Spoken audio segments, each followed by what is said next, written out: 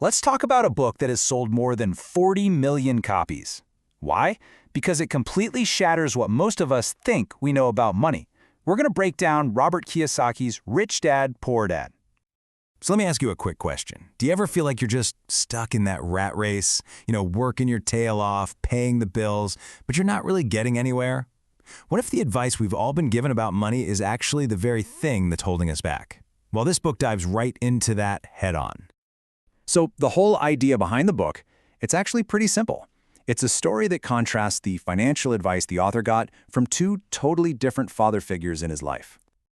Okay, this is fascinating. Poor Dad was his actual father, a really smart, highly educated guy who, despite a good salary, always seemed to struggle with money. Then you have Rich Dad, who was his best friend's father.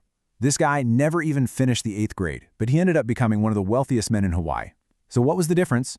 It wasn't about grades or a fancy degree, it was all about their philosophy. And that right there is the core message of the entire book. It's not about the size of your paycheck. The real difference maker was their financial intelligence, and just their whole mindset about what money is and what it's for. All right, let's get into the first huge takeaway. And seriously, if you only remember one thing from this entire breakdown, make it this. Kiyosaki basically redefines two of the most common words in finance, and it will totally change how you see everything. It all starts with two incredibly simple definitions. First up, an asset. An asset is anything, and I mean anything, that puts money into your pocket.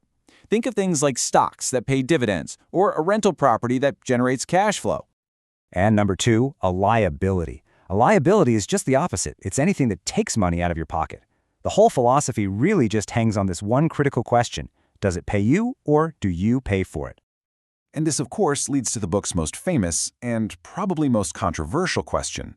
Based on those super simple definitions, what about the biggest purchase most of us will ever make? Our own home. Now, the Poor Dad way of thinking, the way most of us were raised, is that our home is our biggest asset. But Rich Dad argues that no, your main residence is actually a liability unless it's generating income for you somehow. And why is that? Well, think about it. The mortgage, the property taxes, the insurance, all the repairs, they all take money out of your pocket every single month. This right here is the game-changing strategic difference. People who build wealth focus on one thing: acquiring income-generating assets. Meanwhile, the poor and middle class often spend their money on things that just cost them more money over time. Fancy cars, boats, and yes, even their own homes, all while thinking they're building wealth. This brings us to the second big rule from the book, and it's all about understanding the difference between your profession and your business. And hey, before you get worried, this does not mean you have to quit your job. I want you to think about it like this. Your profession, whether you're a doctor, a teacher, a welder, whatever, that's what you do to pay the bills. It's what creates your income. But your business is what you do with that income. It's the process of taking your paycheck and using it to build up that asset column we were just talking about. Your job funds your life today, but your business is what's going to make you wealthy tomorrow.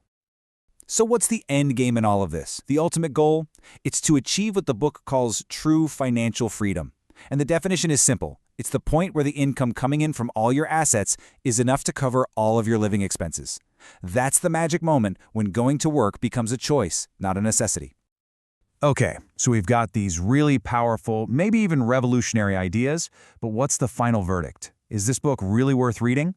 Let's break down the good and, well, the not so good.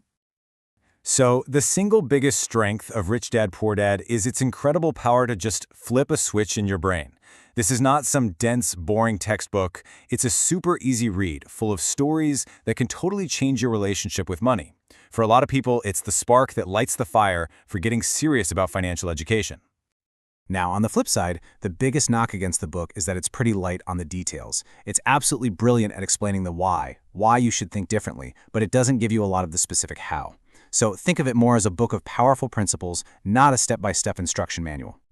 So who is this book an absolute must-read for? Well, it's pretty perfect for a few groups. Young people and students who are just starting out, for sure. Anyone who feels like they're spinning their wheels in the rat race. And definitely for anyone who wants to find a different path than the traditional work until you're 65 plan. So when you put it all together, yeah, it's a little light on the how-to, but its ability to fundamentally change your whole perspective on wealth is just about second to none. For that motivational kick alone, we're giving it a solid 4.5 out of 5. Here's the bottom line. Rich Dad, Poor Dad is not going to give you all the answers. It's probably not the last book on finance you'll ever need to read, but for millions and millions of people, it has been the absolute perfect first one. And that brings us to the final and maybe the most important question of all, the one that takes this from just an idea into real action. What is the first income-generating asset that you are going to focus on acquiring?